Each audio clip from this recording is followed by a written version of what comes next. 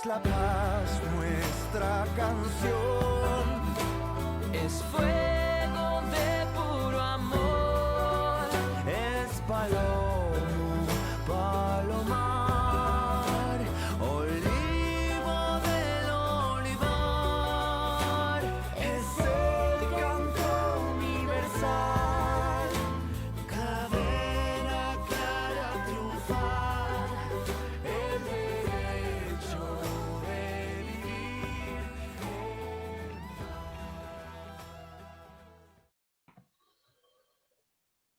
Ya, pues bueno, Jaime, bienvenido nuevamente a nuestro formato de nuestra conversatorio online, a nuestra jornada online de Chivasa.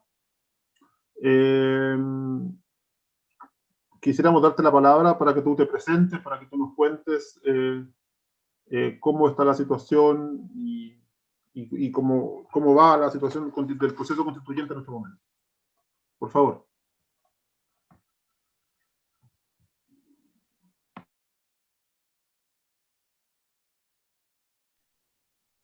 Justo se pegó mi señal. Ya me presentaste, ¿verdad? Ya, vale. Que justo se me pegó acá.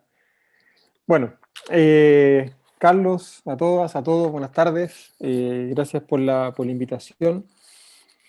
Yo soy Jaime Baza, soy profesor de Derecho Constitucional de la Universidad de Valparaíso. He estado trabajando muy activamente en el proceso constituyente, diría yo incluso un poco antes de que empezara.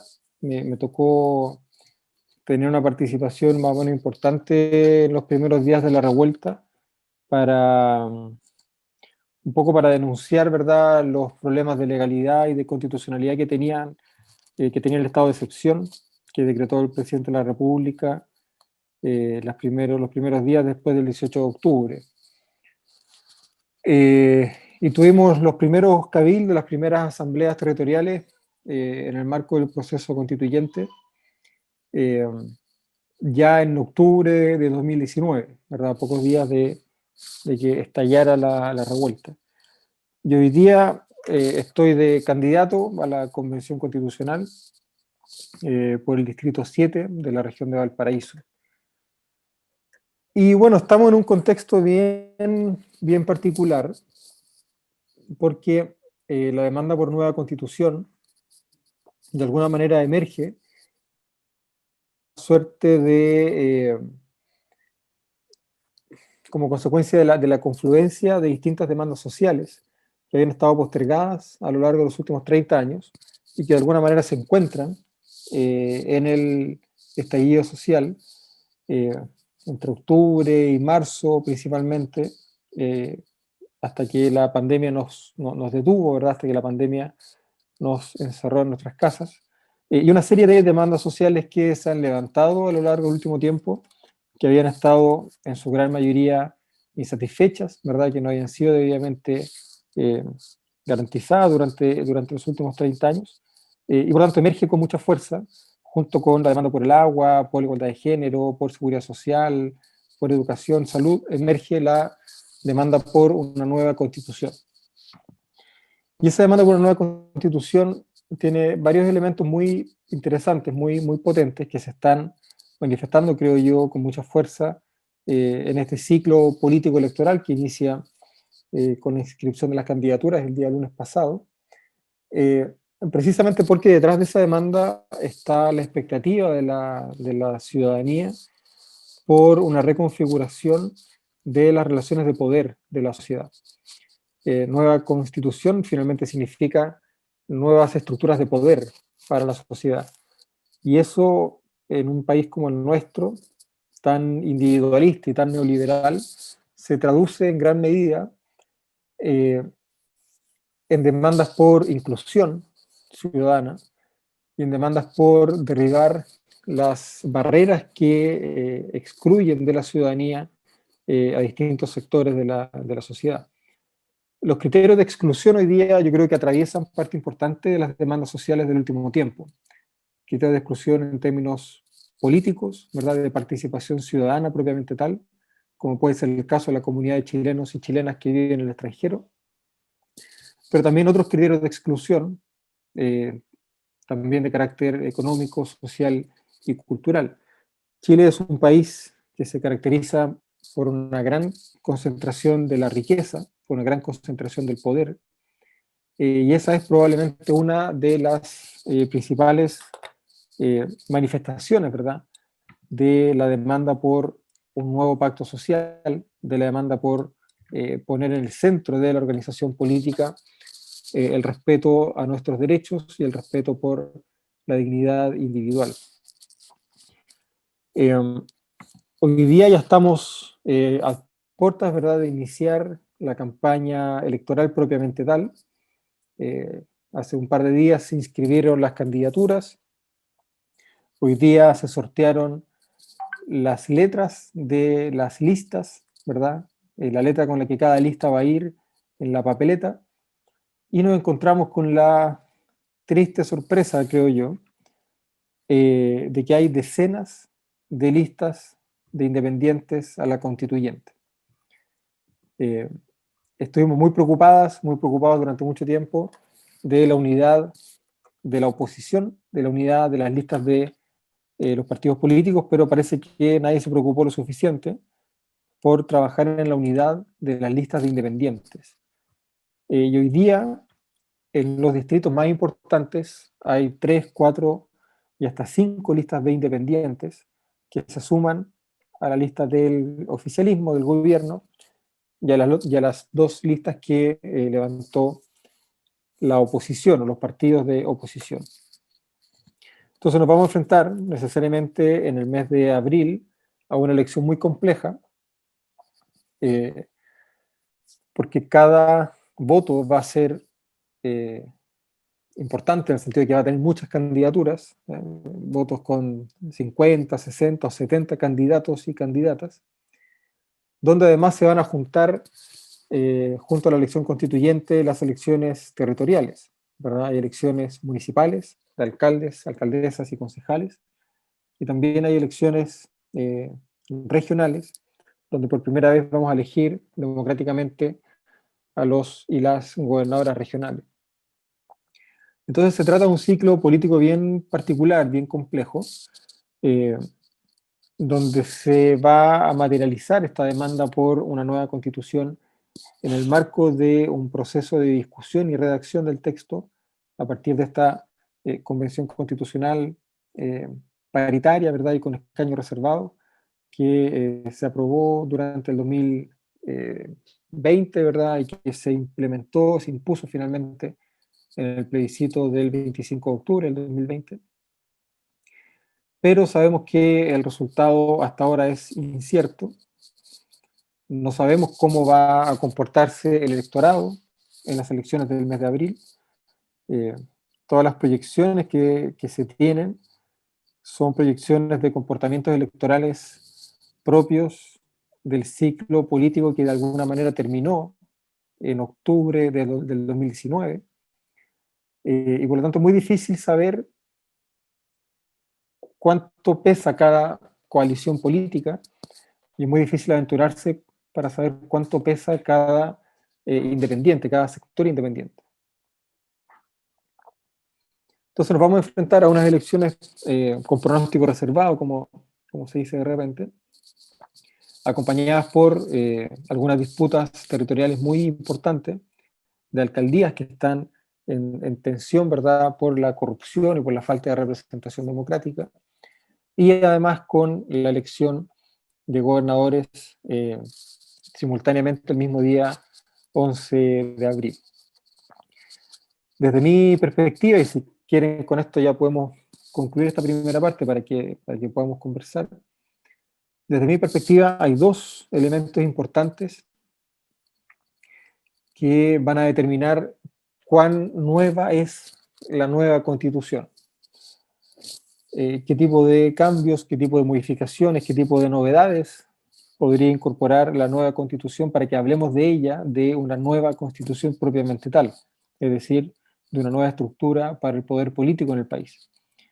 Yo diría que la primera de ellas es la protección efectiva de los derechos fundamentales de las personas, especialmente los derechos de carácter social, y aquellos que han estado en el centro de las demandas sociales del último tiempo. Y en segundo lugar,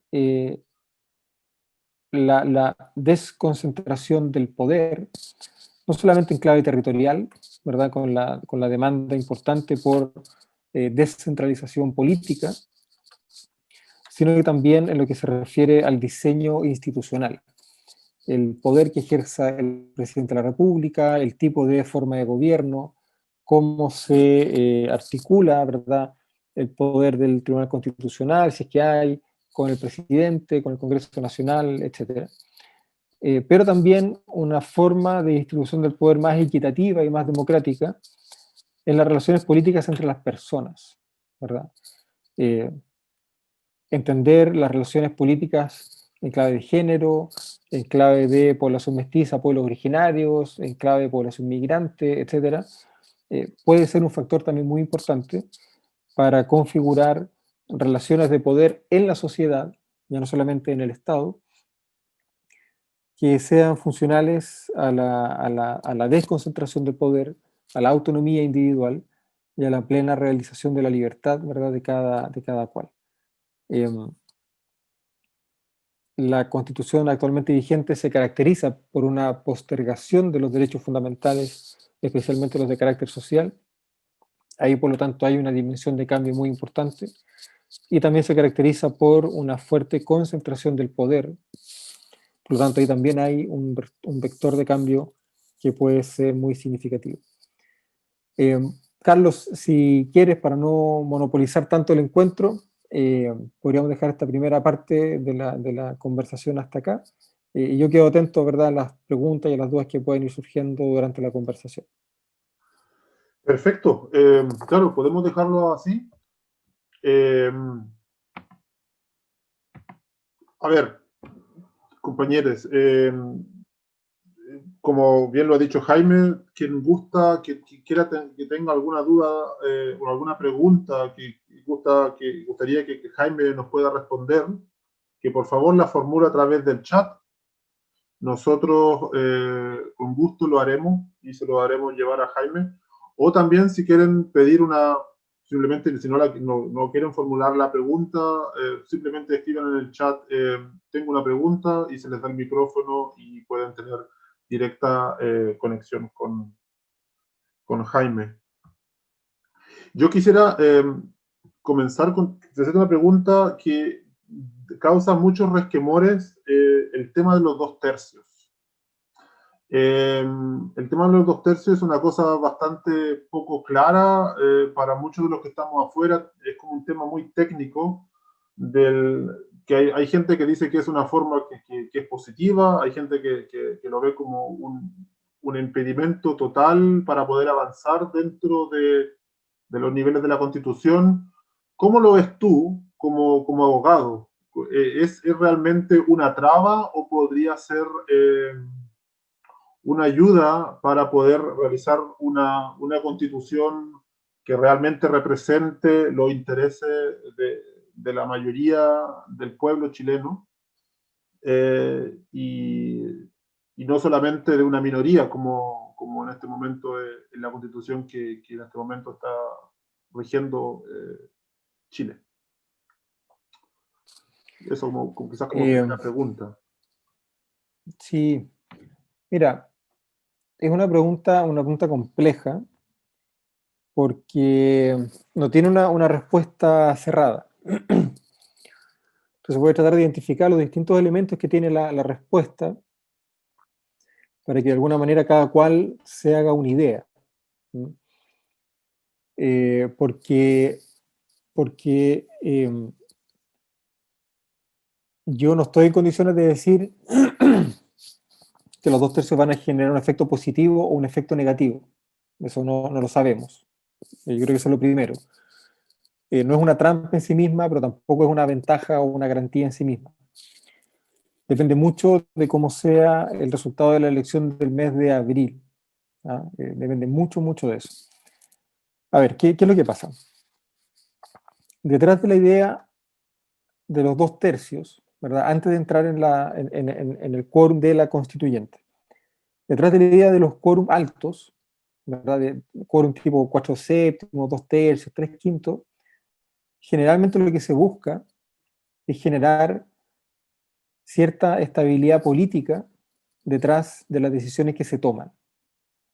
De modo tal de que la diferencia entre 51 y 49% no se dé vuelta en 2 años más o en 3 años más y deje de ser 51-49 y pase a ser, no sé, 48 o 52 y el contenido de la decisión también se dé vuelta.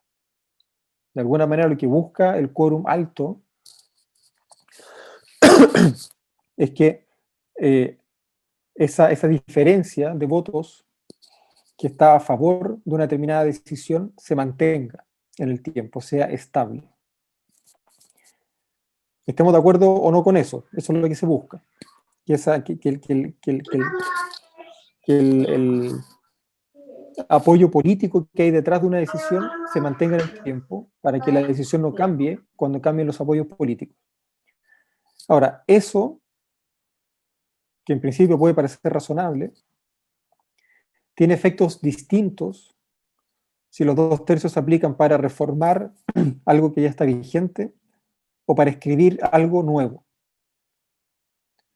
En otras palabras, reformar la Constitución del 80 con 2/3 tiene un efecto político distinto,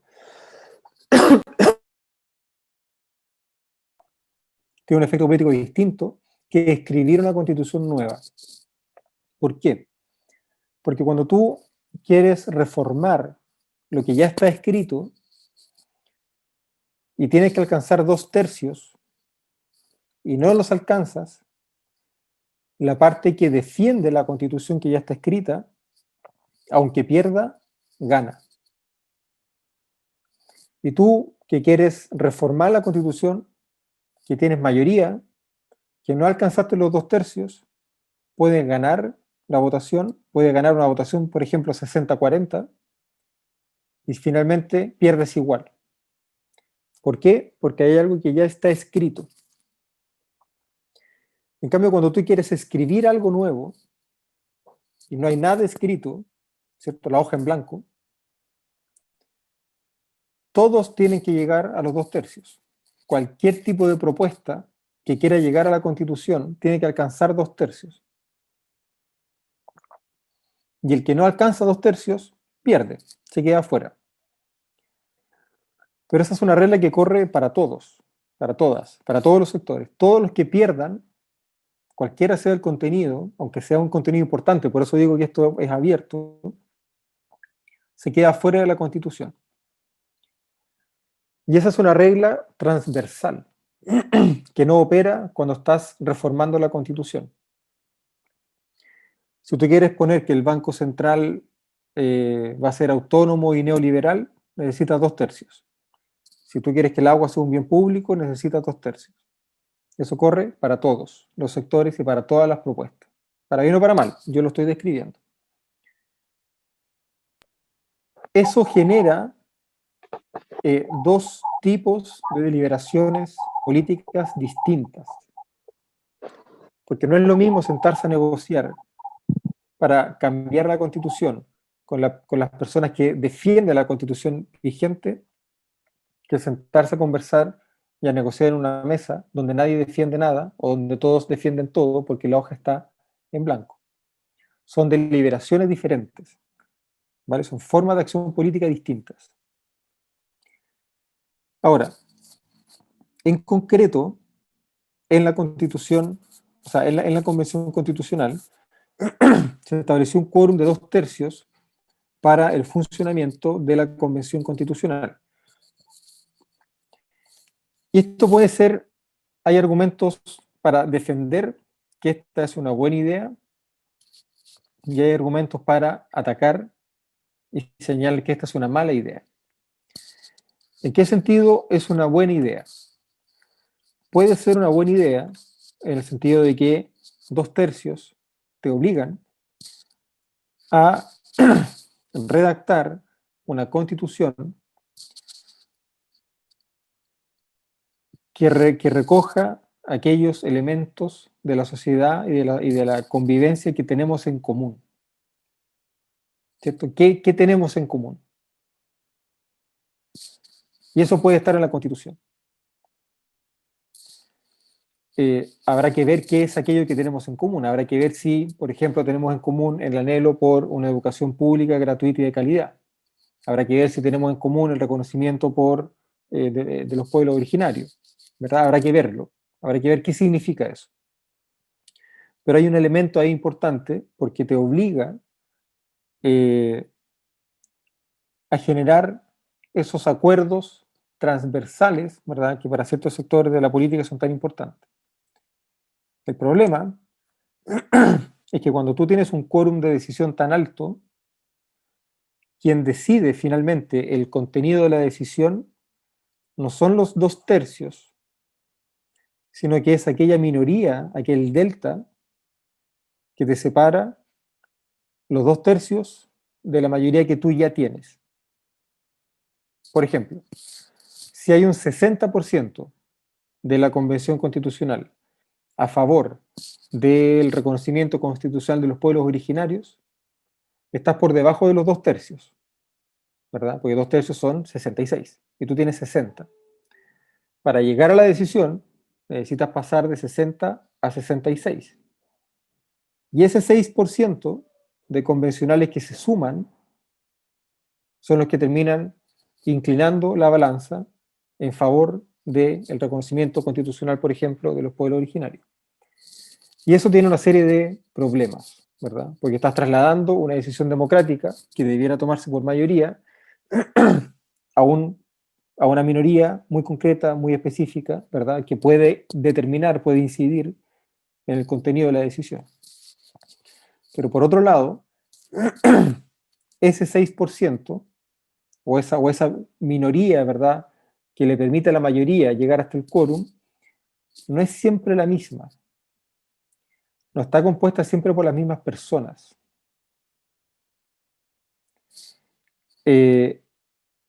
Los 2/3 de la Convención Constitucional no son homogéneos, ¿verdad? No es que tengamos 2/3 compuestos por las mismas 105, 107 personas para cada una de las votaciones. Hay gente que va a estar dispuesta a votar a favor de ciertas cosas y no de otras. Entonces, esa composición porcentual de las minorías que concurren con la mayoría para tomar decisiones va a ser variable.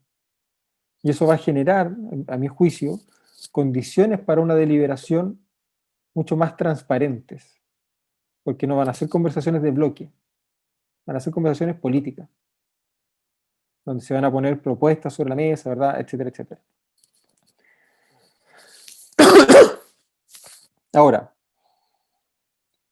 esta explicación que suena negativa cuando uno pone como ejemplo algo que quiere que esté en la Constitución, como el reconocimiento de los pueblos originarios, suena positiva cuando uno pone como ejemplo algo que no quiere que esté en la Constitución.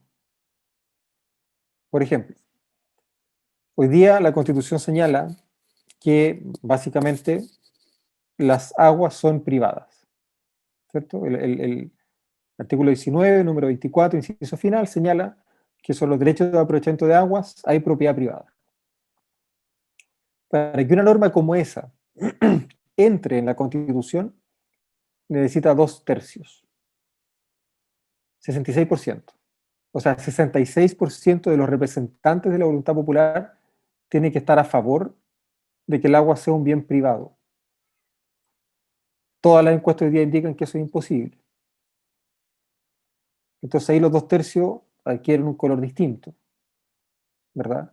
Y por eso les decía al principio de la respuesta que aquí no hay una respuesta cerrada. No es que yo les pueda decir esto funciona bien o esto funciona mal. Porque por otro lado, hoy día el arco iris político son básicamente 3/3. No sabemos si son 3/3 iguales.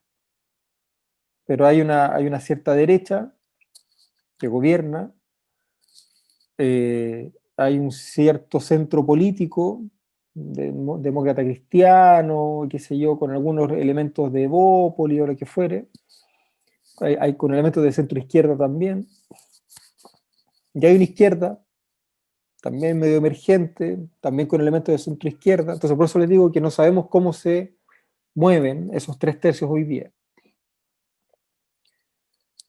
Si las decisiones se tomaran por mayoría, como uno intuitivamente diría, sí, hagamos esto por mayoría,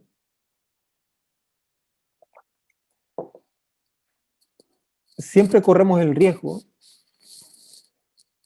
de que se replique el comportamiento que las fuerzas políticas han tenido en el Congreso y se proyecte hacia la Convención Constitucional. Y esa es una posibilidad real. Eso es algo que efectivamente puede pasar. Que la derecha o las derechas terminen votando juntas y rocen el 51% para ciertas decisiones. Como ha pasado, por ejemplo, con las leyes que aumentan la penalidad de ciertas conductas, por ejemplo, asociadas a la protesta social. Entonces, en ese caso, los 2/3 tienen ahora un efecto distinto.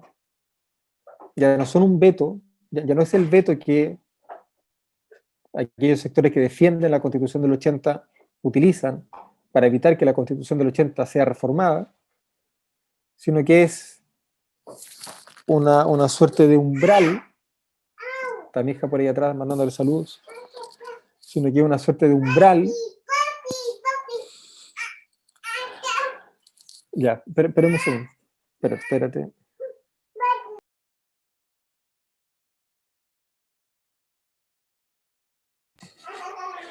Ya, perdón. Sino que es una suerte de umbral, ¿cierto? Que cambia las condiciones para que esas mayorías operen. Lo digo de otra manera. Una ley que reprima la protesta social nunca habría sido aprobada si el quórum fuera de 2/3.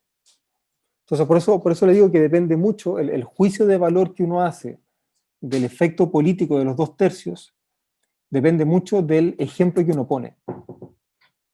Depende mucho del ejemplo que uno pone. Si el ejemplo que uno pone a uno le gusta, entonces va a querer que el umbral sea lo más bajo posible. Ojalá que lo pueda decir yo solo. Pero si uno pone un ejemplo que a uno no le gusta, mientras más alto sea el umbral, mejor. Entonces, por eso, no es algo que yo pueda decir así a rajatabla, es una trampa o es una garantía, porque puede funcionar bien o puede funcionar mal. Lo interesante, con esto termino para no alargarme tanto, Carlos, perdón, lo interesante es que lo que no entra en la Constitución igual va a tener que ser regulado después. Y en ese después entra la ley, entran nuestros representantes, entra idealmente el nuevo Congreso Nacional, ¿verdad? O sea, son cuestiones que igualmente van a seguir en la discusión pública. La Constitución no va a zanjar los problemas que hoy día tenemos como país. Va a cambiar las condiciones para abordar esos problemas.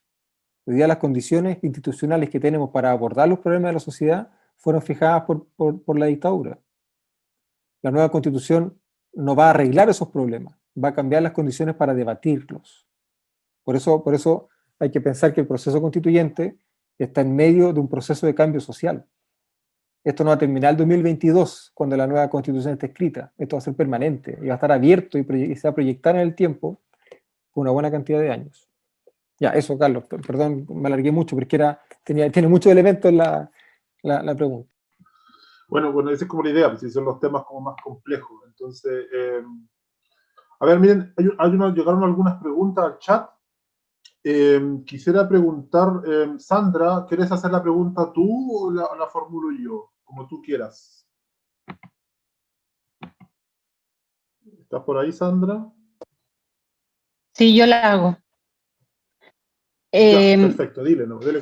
Jaime, tú dijiste que habían dos elementos importantes para este nuevo cambio que se viene, que son la protección de los derechos fundamentales de las personas y, y el otro era la desconcentración del poder. En el caso, bueno, yo te digo que yo soy de Mannheim, del sur de Alemania. En mi caso, mi grupo se reunió precisamente porque alarmados por lo que pasaba en Chile en octubre del 2019, alarmados por los videos que nos llegaban por internet a nosotros, por las redes sociales, llamados de ayuda, porque la gente en Chile se veía que estaba como ahogada, que no sabía para dónde ir. Entonces nosotros la verdad es que nos juntamos, un grupo de chilenos acá en la región, un poco también angustiados por la situación que nosotros veíamos que pasaba allá. Entonces mi pregunta va en esa dirección. Nosotros acá en el extranjero, porque hemos hecho un montón de cosas, la verdad. Hemos también trabajado en un principio con derechos humanos, con un grupo de derechos humanos, tratando de hacer un montón de gestiones internacionales, pero que al fin y al cabo vemos que no, no se llega a un fin justo, que es el que nosotros esperamos. Por lo tanto, te pregunto yo, ¿qué podemos hacer nosotros desde el extranjero, los chilenos en el extranjero, para ayudar a esta protección de los derechos fundamentales en el futuro, en la nueva Constitución, ahora? ¿Cuándo es nuestro fuerte participar? ¿Cómo podemos nosotros ayudar desde el extranjero? Eso. Gracias, Sandra. Mira, es una respuesta bien compleja, porque en general en Chile pareciera que hay solamente dos países en el mundo, Chile y Venezuela. Entonces todo lo que uno hace, dice, propone, todos los cambios que se ponen sobre la mesa, es el abismo que cierta derecha propone, ¿verdad?, en Venezuela y grafica en Venezuela. Es como si no hubieran más países en el mundo, es como si no hubieran más alternativas en el mundo. Y yo creo que desde la comunidad de chilenos y chilenas que están afuera, podrían ayudarnos mucho en una cuestión cultural, ¿verdad? Que es mostrar alternativas, ¿verdad? Hay alternativas al modelo chileno, que no son Cuba, Venezuela, ¿verdad? O Corea del Norte, ¿verdad? Hay alternativas, las cosas se pueden hacer de otra manera, se pueden hacer mejor. La organización política del Estado puede estar centrada en las personas, ¿verdad? Y no en el capital. Yo creo que ustedes pueden hacer una contribución muy interesante en ese sentido,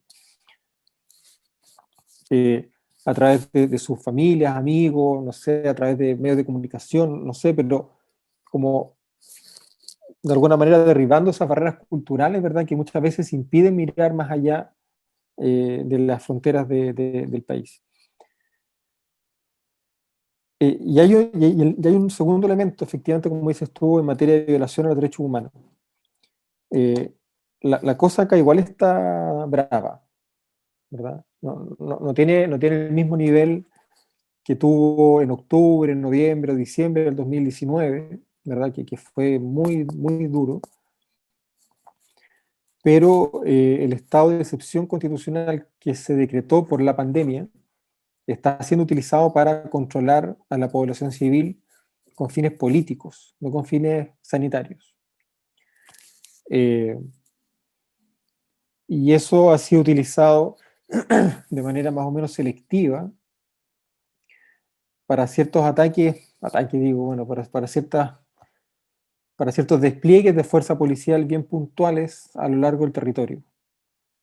La semana pasada vimos un despliegue de la Policía de Investigaciones, ¿verdad?, en una de las comunidades mapuche del sur, donde incluso tomaron detenida con mucha violencia a una niña, ¿verdad?, de 10, 12 años.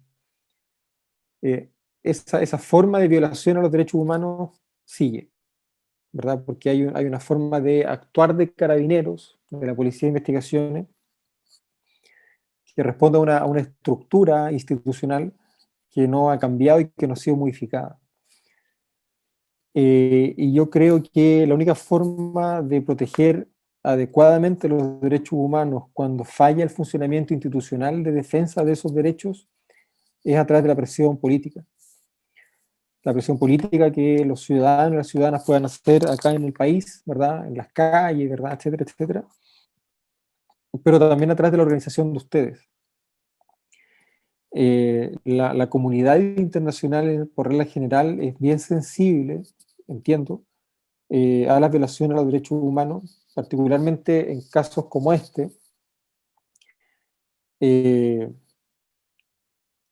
yo creo que hay que ver la forma de movilizar ese compromiso, ¿verdad? A lo mejor los gobiernos extranjeros podrían llamar a los embajadores chilenos en el extranjero, pedirles explicaciones, pedirles cuentas, que llamen a los chilenos, a los embajadores extranjeros en Chile para informar de lo que aquí ocurre. Pero eso los gobiernos extranjeros no lo van a hacer por iniciativa propia. Y creo que ahí hay una forma de organización en la que ustedes, estando fuera, nos podrían ayudar para que la comunidad internacional también se sensibilice con lo que está ocurriendo. Y lo otro que también puede ser importante, pensando ya en la nueva constitución, es que sin perjuicio de que ustedes no van a tener derecho a votar en las elecciones de abril, lo que desde ya es una cuestión que hay que cambiar, ustedes sí se pueden organizar y hacernos llegar propuestas concretas. Y en materia de derechos humanos podríamos generar una suerte como de estudio, ¿verdad?, comparado desde las comunidades de chilenos y chilenas del extranjero sobre la forma en que los derechos humanos son protegidos y garantizados en las constituciones de otros países, la forma como las policías se someten a los derechos humanos de las constituciones, de los tratados, o sea, tratar de generar un diálogo un poco más fluido entre las comunidades de chilenos y chilenas que viven afuera y lo que está ocurriendo en el país, pero de forma organizada, de modo tal de que haya efectivamente algo que mostrar, por así decirlo, ¿verdad? Yo estaba en contacto con un par de organizaciones de chilenos afuera, y hasta donde yo entiendo hay mucho interés en participar, ¿verdad? Todos y todas sabemos que el futuro de Chile se juega en estos próximos 2 o 3 años. Y vamos a estar durante décadas mirando retrospectivamente qué es lo que hicimos ahora, ¿verdad? Y todas queremos participar de este proceso lo mejor posible.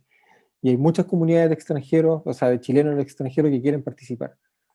Yo creo que esa puede ser una buena forma, una buena contribución. Marcar presencia, marcar interés, hacer llegar propuestas, no sé, apadrinar constituyentes, por ejemplo. Ya que no pueden elegir constituyente, vincúlense con algún constituyente, ¿verdad? No sé, del sur, no sé, de Santiago. Busquen gente donde puedan tener canales de comunicación más o menos permanentes, para que puedan activar esos canales cuando se esté... No, Leandro, no lo digo de manera formal, lo digo de manera informal. Acérquense a algún candidato, o después del 11 de abril, acérquense a algún constituyente y establezcan una relación de comunicación, de trabajo estable, para que sus ganas, para que sus compromisos, para que sus intereses en el proceso constituyente chileno no se queden en las puras ganas, ¿verdad? Construyan canales de comunicación a partir de los cuales ustedes puedan hacer llegar propuestas para el trabajo constituyente. Y por eso le decía apadrinar de manera informal, no votar por nadie, no patrocinar a nadie jurídicamente, sino que acérquense a alguien, algún constituyente, algún candidato o candidata, y construyan de ahí un canal de comunicación que les permita tener una presencia más o menos estable en el proceso. Eso diría Sandra. Perfecto, gracias. Sebastián, tú tienes también una pregunta que también escribiste en el chat. Te doy la palabra, por favor, compañero. Gracias, ¿se escucha bien? Te escucho despacito, pero dale. Sí, un poco lejos. Ya, perdón. Sí, bueno, tengo básicamente dos preguntas. Una que tiene que ver con el financiamiento, y bueno, ya entrando al tema de la convención constituyente.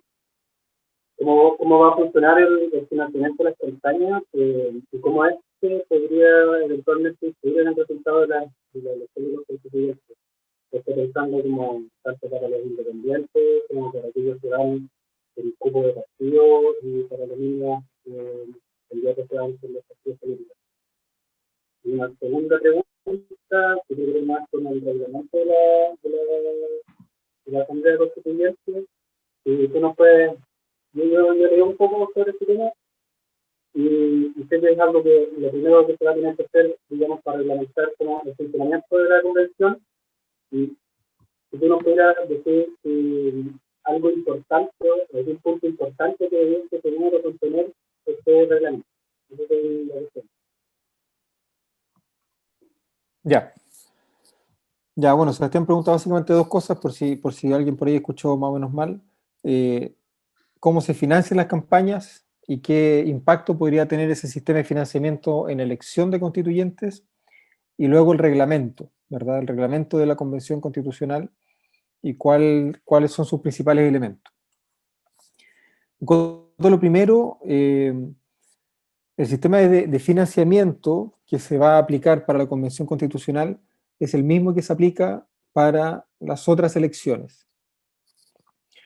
Esto quiere decir que hay un sistema de financiamiento estatal, un sistema de financiamiento público, que funciona contra votación. Es decir, hay un cierto valor, hay un cierto monto asociado a cada voto, y el Estado lo que hace es que devuelve X cantidad de dinero a partir de la votación que cada candidatura obtiene. ¿Mm? Entonces hay una relación directa ahí entre la mayor representatividad de un candidato o candidata y el financiamiento público que recibe. Y esto se hace contra boleta, literalmente, ¿verdad? Uno gasta, rinde los gastos y el Estado te los devuelve. Y en segundo lugar, está vigente también el sistema de donaciones, de aportes voluntarios que pueden hacer solamente personas naturales que vivan en Chile para contribuir y para colaborar al financiamiento de las campañas políticas. Y es un sistema que opera a través del CERVEL, ¿cierto? No es que uno le deposite plata en la cuenta corriente del candidato o candidata, sino que es a través del CERVEL, del Servicio Electoral, que se tramitan, reciben esas donaciones. Y luego todos estos gastos se rinden, ¿verdad? Y el CERVEL autoriza el tipo de gasto que tuvo la campaña. Por una cuestión de escala, de economía de escala, se trata de una forma de financiamiento que favorece principalmente a los proyectos colectivos, principalmente partidos políticos, pero no solo partidos políticos, pero principalmente proyectos colectivos. Eso quiere decir que la candidatura independiente que va sola, sin pacto, tiene pocas posibilidades no solamente de ser electa, sino que además va a recibir poco financiamiento por parte del Estado. En cambio, las candidaturas que van en listas, sean listas de independientes o listas de partidos, tienen de alguna manera el beneficio, ¿verdad?, de levantar una campaña entre 6, 7 u 8 personas. Y eso va ciertamente mejorando las posibilidades de ser elegidos, pero también el acceso a financiamiento. Por regla general, el financiamiento es más bien escaso, ¿verdad? Es como $1, no alcanzan a ser $2 norteamericanos, a $2 por voto, es como $1.80 por voto, una cosa así. Sí. ¿Y No, aquí hay de 0,5 miligramos y 1 miligramo, y lo máximo que se puede Eso no es para nosotros. No está calculando, Iván, no está calculando con nosotros el valor del voto. tienes que tomar cuando te vayas a la cama. La primera la hacemos día, estoy durmiendo. Ya, ahí sí, vale, buena, ahí sí. Entonces, claro, como el financiamiento público estatal no es tan significativo, depende mucho también de las capacidades de recaudación, de las donaciones que cada candidatura, que cada lista pueda conseguir. Entonces hay un impacto ahí, hay cierta correlación que afecta principalmente a aquellas candidaturas que van por fuera de las listas, ¿verdad? Eso.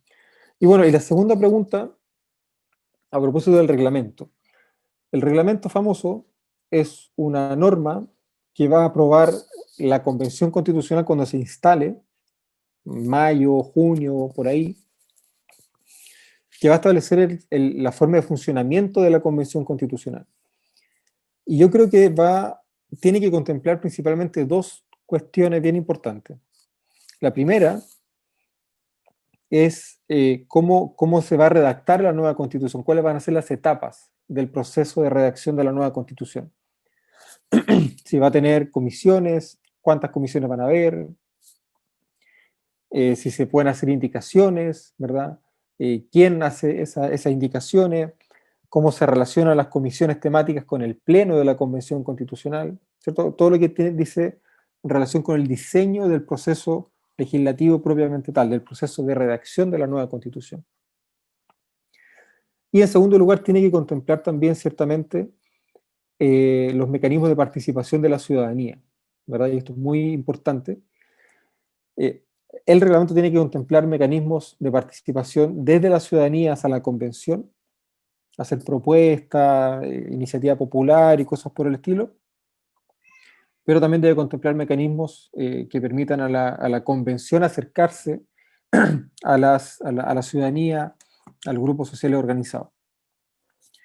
Se han propuesto y se han debatido distintas alternativas, por ejemplo, que la Convención Constitucional sesione de manera itinerante en el territorio, no solamente en Santiago, que haya audiencias públicas, ¿verdad? Que las audiencias se transmitan por YouTube o por otros canales, que la ciudadanía pueda asistir físicamente, si es que la pandemia lo permite, pero que puedan haber sesiones abiertas con público, de modo tal de que se pueda seguir el contenido de la discusión y la ciudadanía pueda también pedirle explicaciones a sus representantes para que den cuenta de cómo va desarrollándose el proceso constituyente y cuáles son además los votos, las decisiones que se toman, ¿verdad? Por qué ciertas cosas se votan a favor u otras en contra, etcétera, etcétera. Yo creo por ahí, Sebastián, esos dos principales elementos. Gracias. Francisca, tú también tienes una pregunta. ¿Estás por ahí, Francisca? ¿Todavía?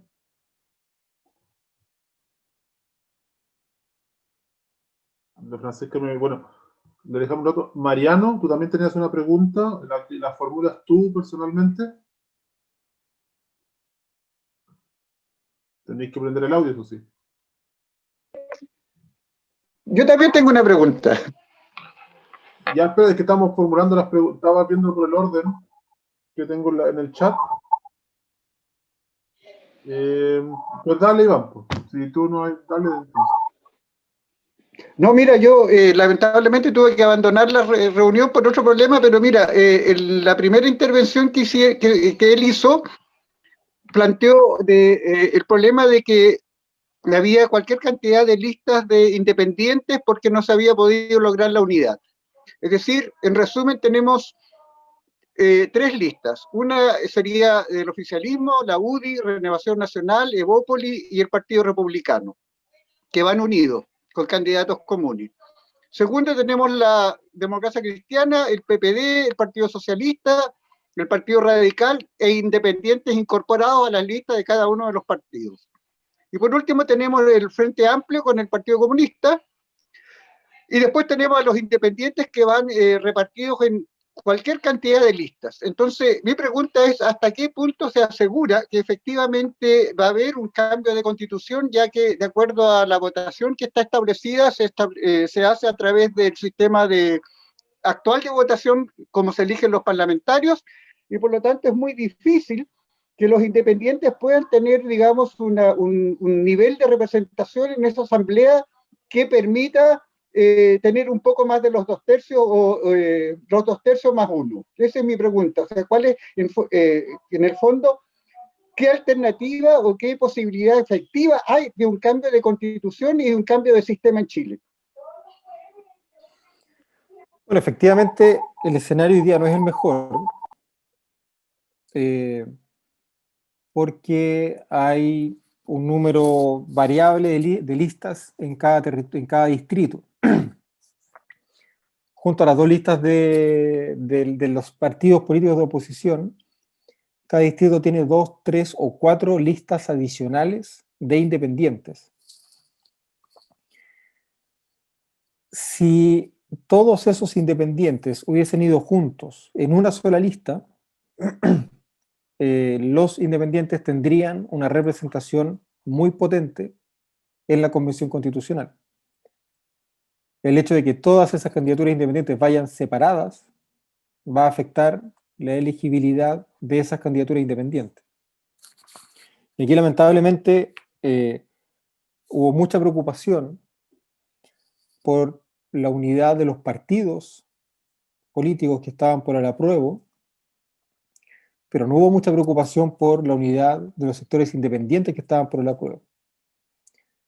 Y yo no sé muy bien de quién podría ser esa responsabilidad, ¿verdad? Puede ser políticamente poco prudente sacar hoy día a los independientes para que den explicaciones de por qué no fueron capaces de llegar a listas comunes, pero también es verdad que los partidos políticos de la oposición en general abrieron espacio para independientes, pero no tanto, ¿verdad?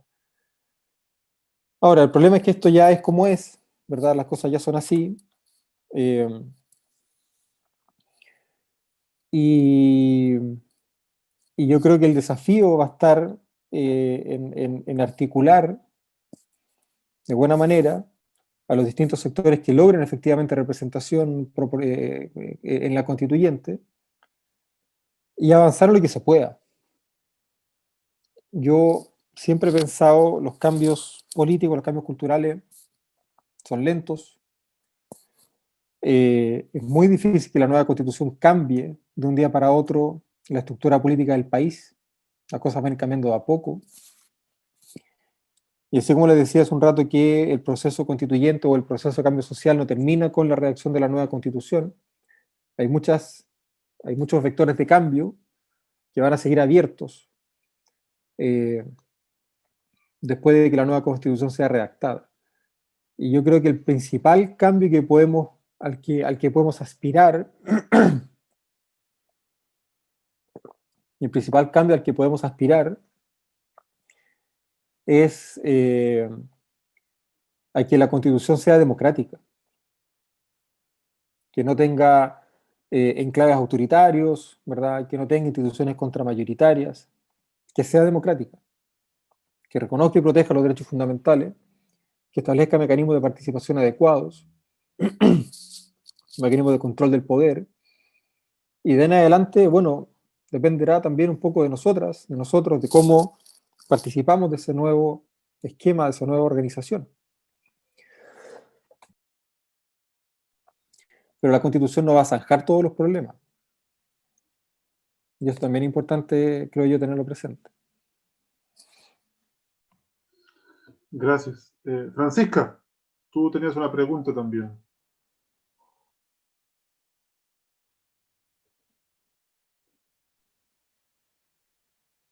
¿Ahí se me escucha? Sí. Sí. Quiero preguntar, en el levantamiento social, en el levantamiento de las demandas que llevaron al proceso del plebiscito, hubo una gran parte de la sociedad que alzó la voz en este proceso, y da la impresión desde aquí, no sé, yo personalmente soy una persona que no maneja los tecnicismos de lo legal, pero los veo con dificultad de condiciones de hacerse voz y hacerse escuchar para llevar al papel finalmente en esta nueva constitución las demandas tan básicas, tan elementales como lo son los temas de derechos sociales, salud, previsión, el agua, las problemáticas de género, pueblos originarios. ¿Qué dificultad de condiciones enfrentan realmente estos sectores de la sociedad que son los que finalmente iniciaron el levantamiento de las demandas? ¿En qué sentido? No te entendí la orientación de la pregunta. En hacerse escuchar,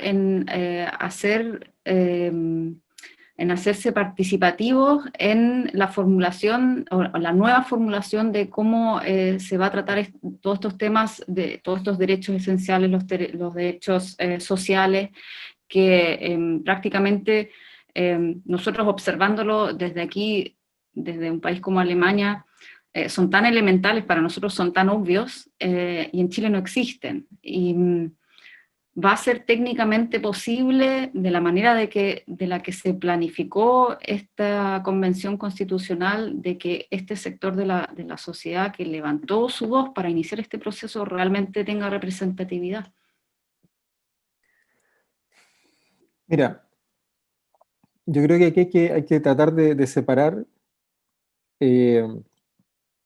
la representación propiamente tal de la participación.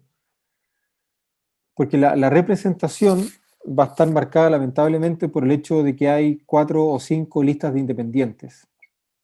Entonces, esos sectores que son los que se levantaron, que están repartidos en listas de partidos políticos y en listas de independientes, de alguna manera van a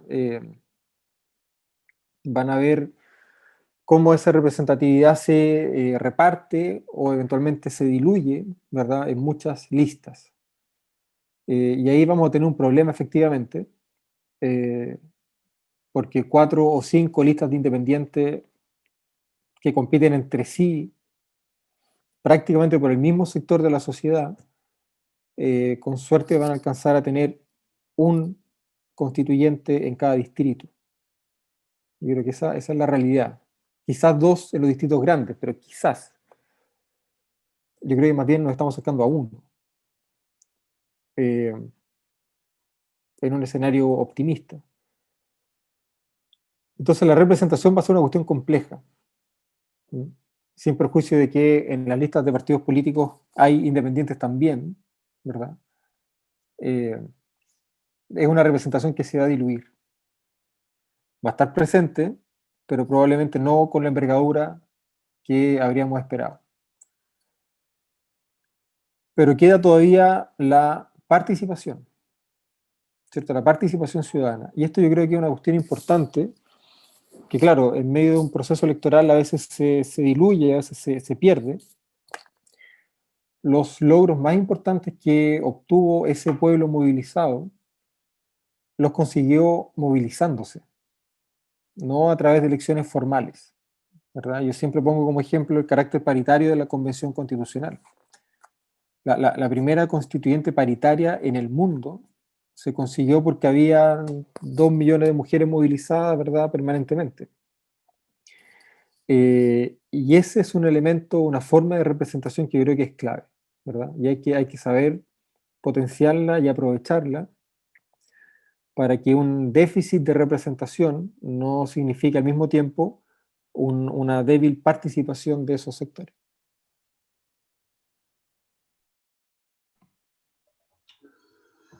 Gracias.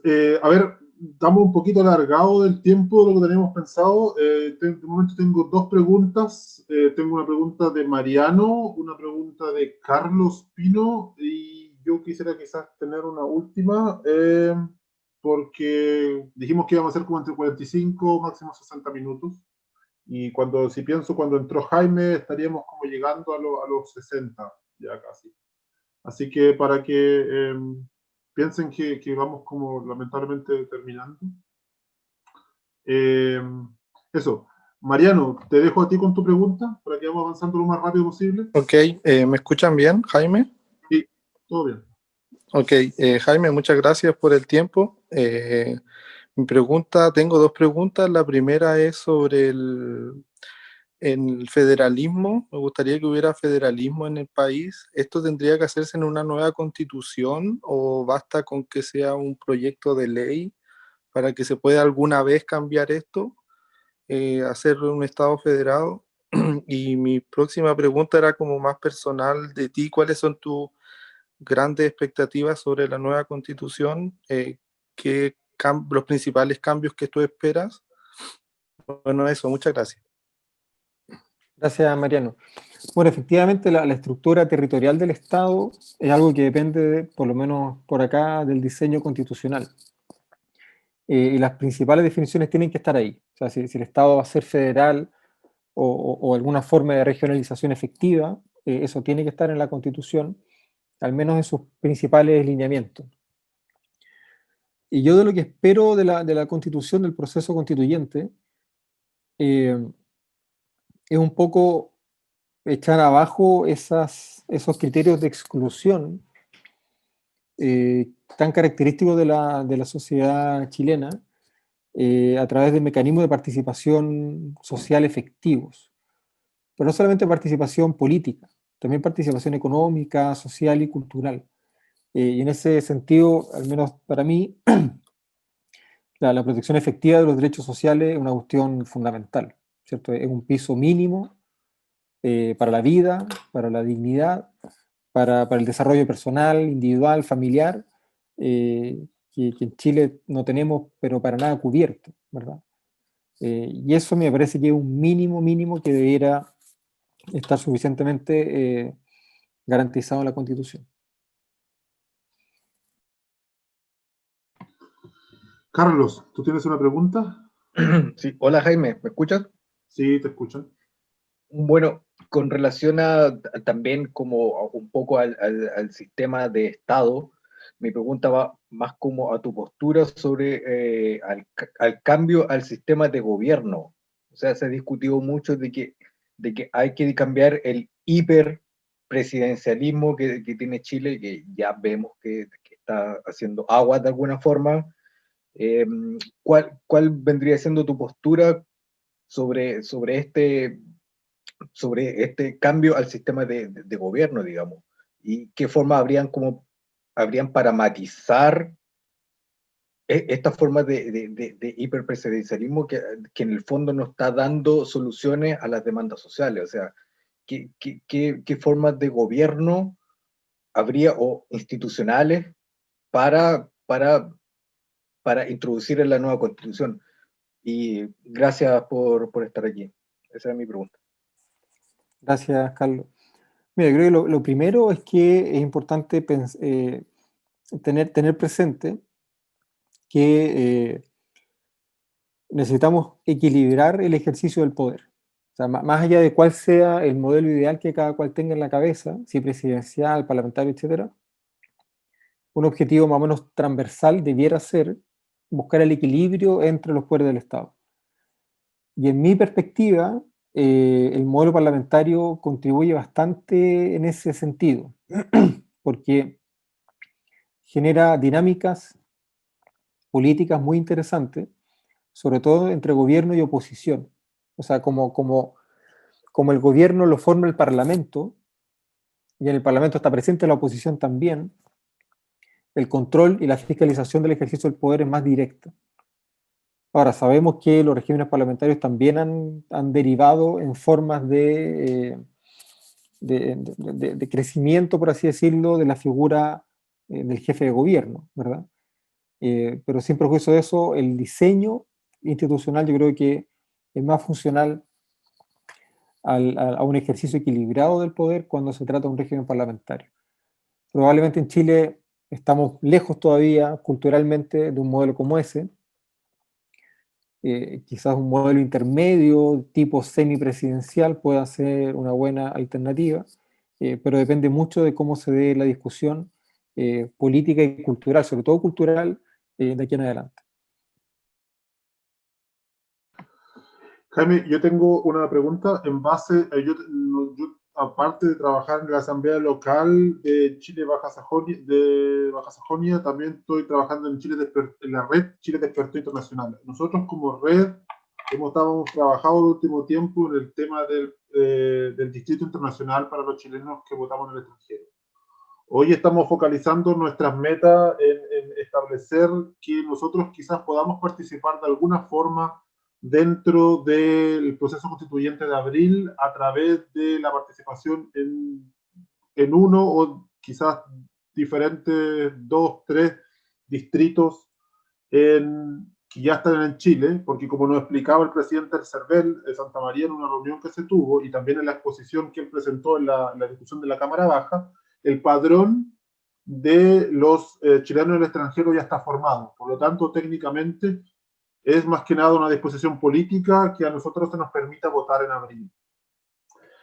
Nosotros obviamente tenemos características y una agenda que particularmente nos toca, como de repente el tema de temas como más básicos de cotización, el tema de nuestra identidad en base a de cómo perdemos nuestra nacionalidad al tener que coger otra y ese tipo de cosas, otros países que no les pasa.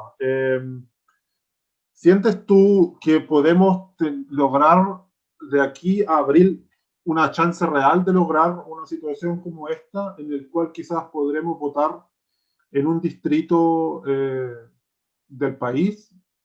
Ya nos han ofrecido quizás de repente la posibilidad de quizás el distrito, el deseado distrito 10, el distrito 11, hay algunas posibilidades. En fin, el distrito da lo mismo, pero técnicamente ya está formado este padrón y está la voluntad política más que nada de formularla a través de cómo quizás en el Parlamento actual lo decida.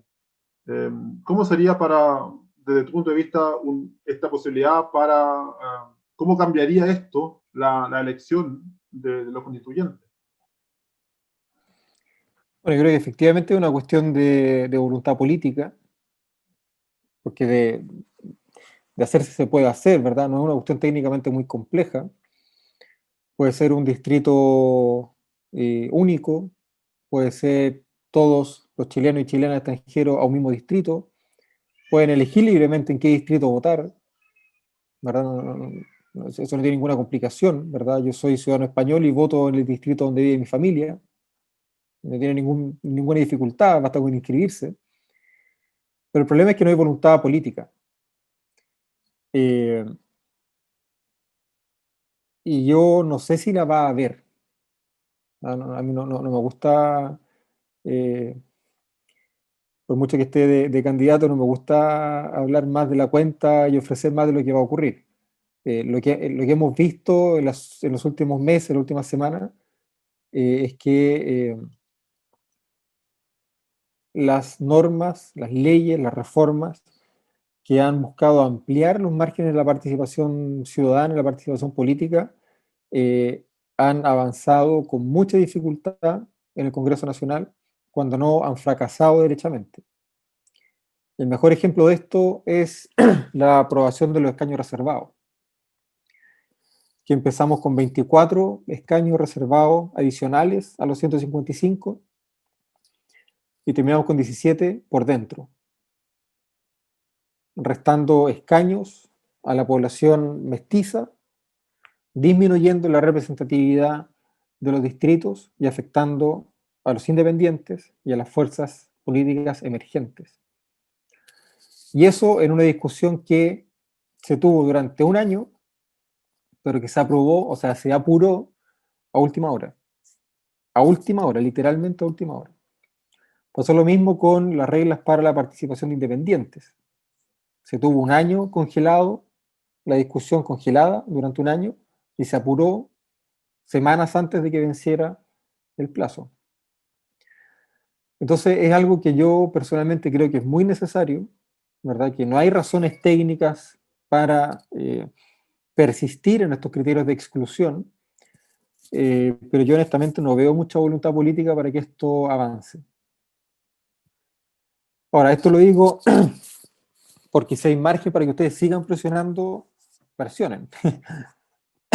Presionen con más ganas, presionen con más fuerza. Porque es mucho lo que hay que, o sea, el cerco tiene que moverse varios metros de donde está. Pero hemos tenido muchas dificultades en ese sentido.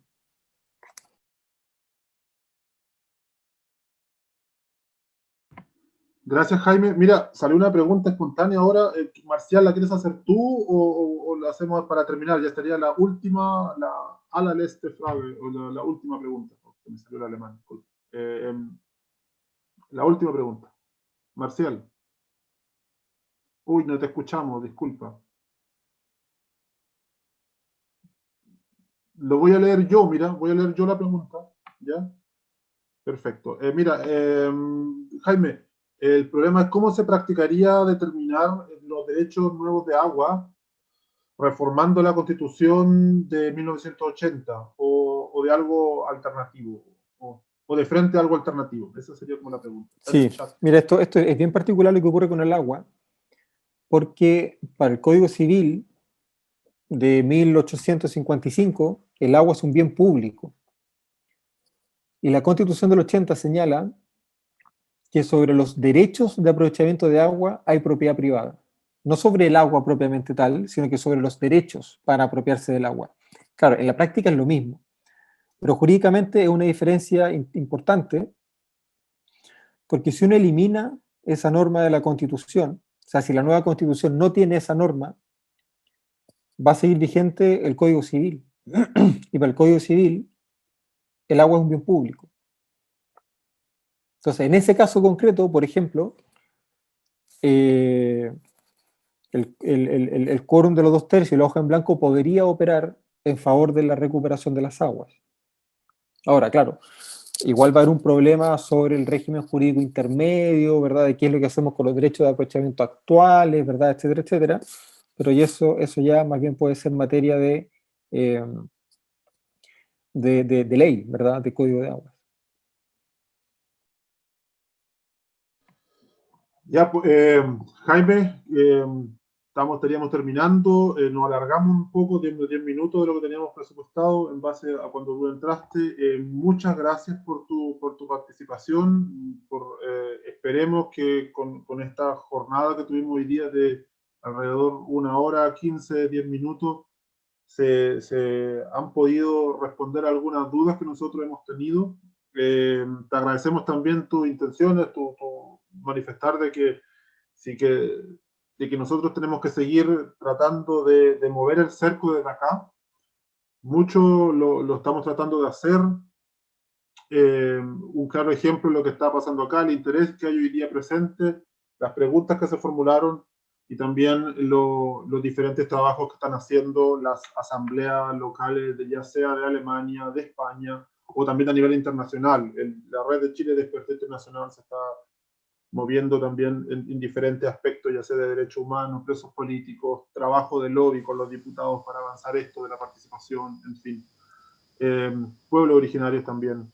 Así que, pues nada, muchas gracias nuevamente y bueno, te deseamos la mejor de las suertes en este proceso que se viene y pues nada, esperemos encontrarnos quizá